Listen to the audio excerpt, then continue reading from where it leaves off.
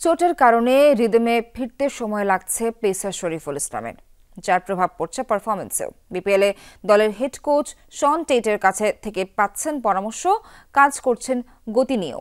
জানালেন, টেটের সাথে হয়েছে বন্ধুত্বপূর্ণ সম্পর্ক। চ্যাম্পিয়ন্স ট্রফি নিয়ে আপাতত নেই ভাবনা। চিটাগংয়ের জার্সিতে বিপিএলেই লক্ষ্য সেরাটা দেয়া।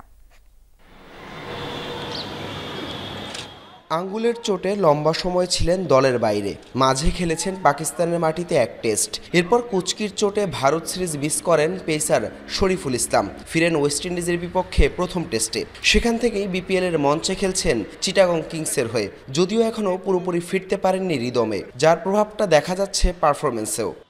ইনশাল্লাহ সামনে ভালো সময় আসবে, অপেক্ষা করতেছি। তো এটা নিয়ে কাজ করতেছি, ট্রেনারদের সাথে কাজ করতেছি।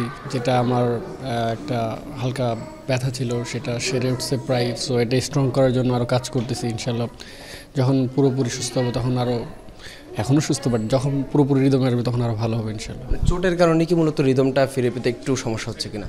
অ্যাজ এ প্লেয়ার যখন ইনজুরি হয় প্রতিটা প্লেয়ার, সো একটু টাইম লাগে রিদমে আসতে। সো হয়তো কারোর খুব তাড়াতাড়ি আসে, কারোর একটু দেরি হয়।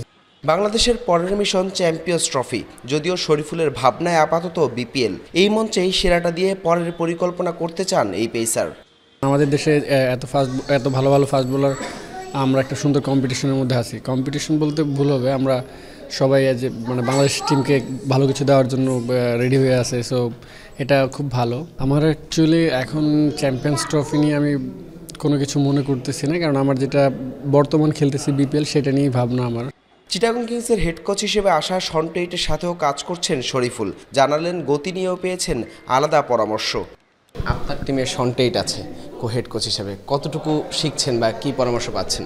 আলহামদুলিল্লাহ খুব ভালো, অনেক ভালো শিখতেছি, অনেক ভালো কিছু ট্রিট করতেছে। সো সব কিছু নর্মালভাবেই নিতে বলতেছে, যে এই দিক দিয়ে খুব ভালো। আমরা সব ফাস্ট বোলারের সাথে খুব ফ্রেন্ডলি এবং কি সব জানার চেষ্টা করে রয়েছে।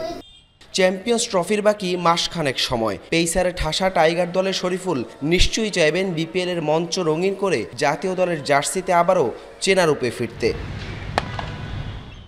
হাসান আল মারুফ, যমুনা স্পোর্টস, সিলেট।